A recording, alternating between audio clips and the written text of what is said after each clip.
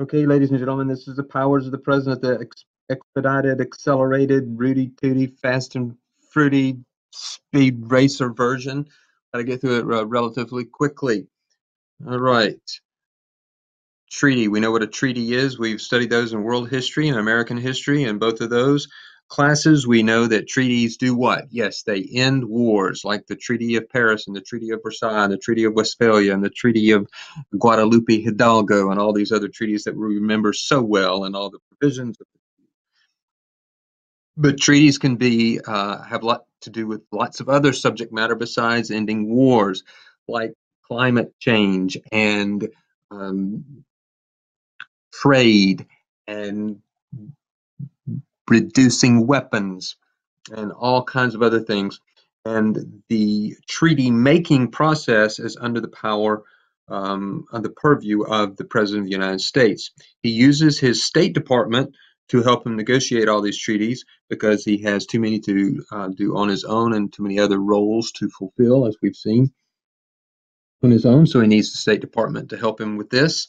And that is what they do. They are filled with diplomats and ambassadors and other little bureaucratic toadies that help them, the president, negotiate treaties and set up relationships the way the president would like to see them established with Mexico, Canada, Britain, Japan, China, Russia, India, Israel, and Iraq, and on and on. If a treaty is negotiated by the president or his underlings, it must be approved by a 2/3 vote of the members of the Senate. So, because that's such a high bar, get 67 out of 100 senators to say okay to the treaty, the presidents over time have come up with something called an executive agreement, which is basically the exact same thing as a treaty, but what's the difference? Well, it just doesn't require Senate consent. One of the earliest ones was between just before World War II, between Winston Churchill and FDR, about some destroyers that we were going to destroy. And Winston Churchill said, no, don't do that. We would love to use those to destroy some Nazis. And we know how Germans tie their shoes, don't we, ladies and gentlemen? Yes, they tie them in little Nazis. What else was I talking about? Oh, yes, destroyers. Destroyers. So Winston said, no, we can use those against the Germans. And the United States, FDR said, that's fine. You may have the warships in exchange for what? Because we don't something for nothing. And they allowed us to have access to little British naval bases around the globe, which was huge for us because the British had more naval bases on the planet than anybody else. And so that was in 1940, and we made that little exchange, FDR and Churchill did, and basically he did it without the Senate, and he just went ahead and gave them the destroyers and started using the naval bases, and the Senate kind of shrugged their shoulders and went, yeah, that's pretty good, because everybody was anti-Nazi, and so that was a good use. And once one president does it, then the other presidents do it. And you should be concerned, however, about checks and balances. You should be concerned that the president is just out there running amok, making all kind of executive agreements with no check whatsoever by other powers or branches, rather, of the federal government. Well, let's look at that. As you would imagine, there are 10 times more executive agreements than there are treaties because it's much easier for a president to negotiate those. He just goes out and does it on his own. Under his own power, he can sit at the negotiating table and he negotiates from a stronger position because the person across the table doesn't have to worry about, well, I trust you, Mr. President, but what about 67 of those 100 yahoos back in the Senate? I don't know about that. Well, executive agreement, the president could look at him and say, if you trust and believe that I will get it done, then it will be done. And that is the advantage of an executive agreement, or one of those advantages. But I would point out to you that the vast majority, 95% of the executive agreements do have some kind of congressional role and are authorized by Congress at some point in the process. Early on, the president may come and say, here's what I'm trying to do over here in South Korea. Maybe in the middle of the process, toward the end, but give them a heads up so that the Congress at least knows what's going on, which is huge, so Congress can look and say, oh, yeah, this is fine. Or they can say, oh, no, this is horrible, and take it to the media and to the people so that we can yell and scream and kick up a fuss and let everybody know that the president is doing something truly awful, terrible, and hopefully he will then stop, because we'll threaten him with not being reelected, or his place in history will look terrible because we have exposed some deep, dark secrets that he's doing. And so there is a check there. Power of recognition is another power the president has under his role as chief diplomat. And this is just acknowledging the legal existence of another sovereign state. We did this immediately in 1948 when we the Allies, after World War II, cut off a little sliver of land off the Mediterranean Ocean and said Israel, because Hitler had succeeded in killing 2/3 of the Jews of Europe, and we were feeling that we needed to do something for the Jewish people, rightfully so, and so we did this, and we recognized Israel. That means we said that this is a nation we will trade with, we will accept ambassadors from, we will send ambassadors to, and that we accept it into the community of nations. And once the United States does something like that, a lot of other countries will follow suit. We would not recognize the new Chinese government when they took over. When Mao Zedong took over in China, we, the United States, did not recognize their legal existence and continued to recognize the legal existence of another Chinese government that escaped off the mainland from China into a little island called Taiwan, even though clearly they were no longer ruling China, because we wanted to make a point that we did not want the communists running China, and we did not approve of communism, their methods, and the way they treated human beings. People were tortured, executed, oppressed. So one way of trying to signal that we disapprove of these methods without actually going to war is by not recognizing that particular government. If we feel like another government has done something that we strongly disapprove of, there's another diplomatic step we could take, and we can declare their people in our country persona non grata. We did this when the Iranians took hostages from the United States and held them for 444 days in 1979, 1980. And we kicked them out, and the Iranian embassy in Washington, D.C. still stands empty. All right, as Commander-in-Chief, the Constitution makes the President our Commander-in-Chief. He's over all our armed forces, Army, Navy, Marines, and anything else we might come up with. We have not declared war in this country, ladies and gentlemen, since World War II. Since then, well, let's go before then. Up through World War II, we have followed the Constitution, which is simply to mean that the Congress would declare war, and then the president would go out and execute the war. Congress would, the president might ask for a declaration of war, as FDR did against the Japanese Empire and their allies after they bombed Pearl Harbor on December 7th, 1941. And Congress then declared war on Japan, Germany, and Italy. And then the president went forward and executed the war, carried out the war. But Congress declared war first, and then the president followed with sending in troops. Since that time, Congress has followed, and the president has led. The president has led by just sending in troops whenever and wherever he thinks they need to be sent. And then Congress follows behind with a joint resolution and saying, "That's fine, Mr. President, go right ahead." And you can see in just anywhere you know of the Gulf War. So this would be Afghanistan, Syria, Iraq, Vietnam, Korea, Kosovo, Grenada, many, many other places where we have sent troops since the end, the cessation of hostilities in World War II. All right, to try to gain some of their power over their war-making power back, uh, especially during the Vietnam War, which was, as we've been taught in American history, a very unpopular war.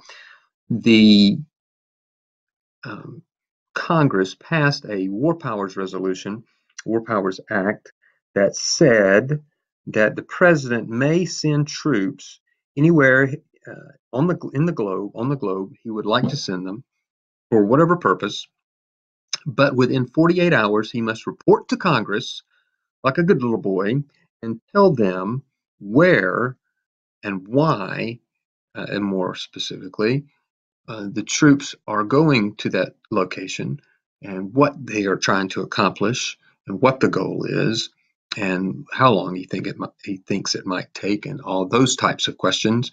And once he reports to Congress, Congress then can tell the president, "No, Mr. President, that's bad. We don't want you to do that."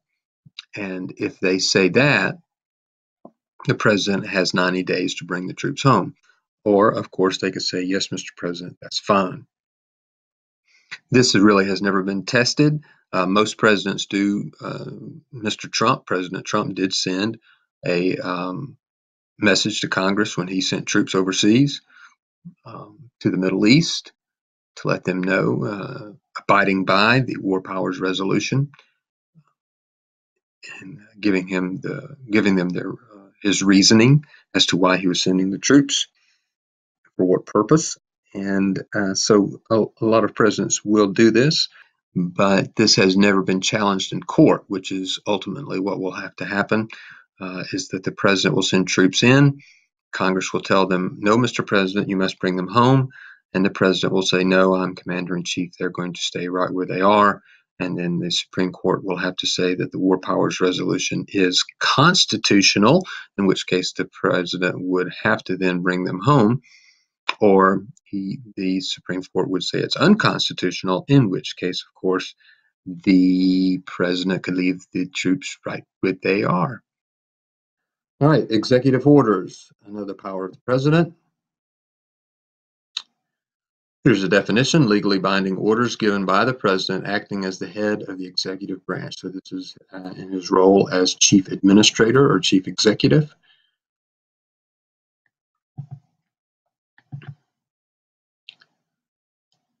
Usually executive orders deal with something specific about one of the federal administrative agencies. He is the CEO of these agencies. He's the boss, and as the boss, he can tell his employees what to do and what not to do, and how he is changing working conditions. So, for example, President Obama late in 2015 issued an executive order that gave federal employees a half day off on Christmas Eve. Executive orders are constitutional as long as the president stays within the scope of the Constitution, which, as you see over on the right, bottom right, Section 3 of Article 2 directs the president to take care that the laws be faithfully executed, and the executive power shall be vested in the United States, in the President of the United States of America.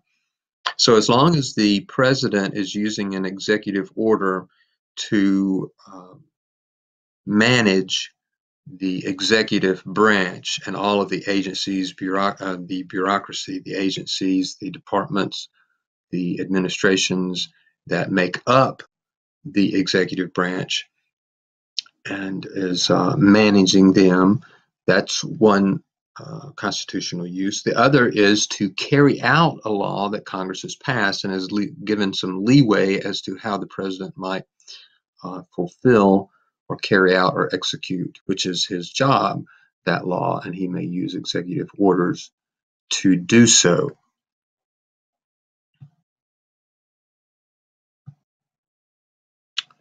So, for example, President Trump decided to issue an executive order proclaiming, pursuant to section such and such of such and such law, 1182F, that the unrestricted entry into the United States of nationals of these countries, Iran, Libya, Somalia, Sudan, Syria, and Yemen, would be detrimental to the interests of the United States, and therefore he directs that the entry into the United States from those nations, those 6 countries, be suspended for 90 days from the effective date of this order, subject to whatever waivers or limitations, because we were not able to vet and screen available resources to ensure the proper review and maximum utilization of all our available resources for screening and vetting of foreign nationals. We had people coming in from these countries, but we had no idea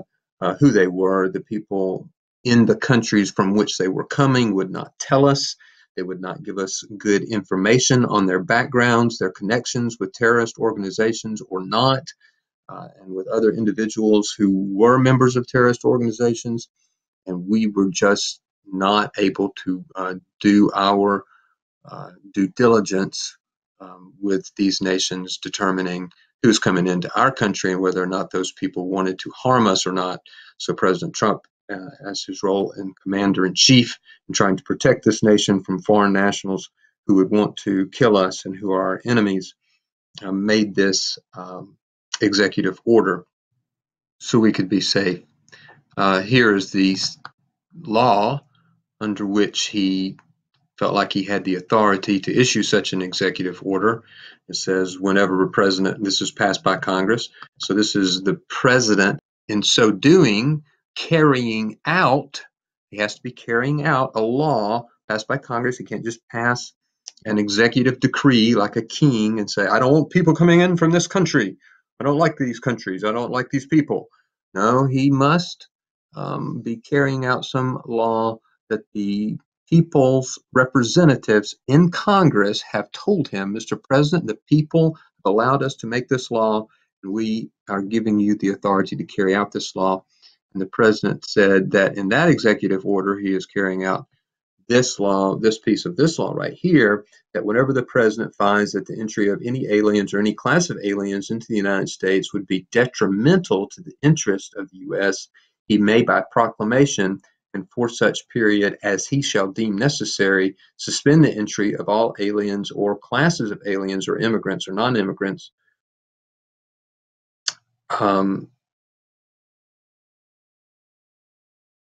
he may deem appropriate. Okay, so that's all there is to that. Seems relatively straightforward, doesn't it? Some historical examples of executive orders you may be familiar with is that President Truman uses an executive order to wipe out segregation in our armed forces. It took us a little longer as a country to get there nationwide, but President Truman could do it in the armed forces in his role as chief executive and commander-in-chief because he's the boss. He is the CEO of those soldiers, airmen, and other armed services members. And he could just, with a stroke of a pen, say, you work for me, and we are not having separate barracks anymore for blacks and whites. Okay, the President Roosevelt, FDR, during World War II, signed an executive order to put Japanese Americans in internment camps. We are familiar with this decision. He did so, again, in his role as chief executive and commander-in-chief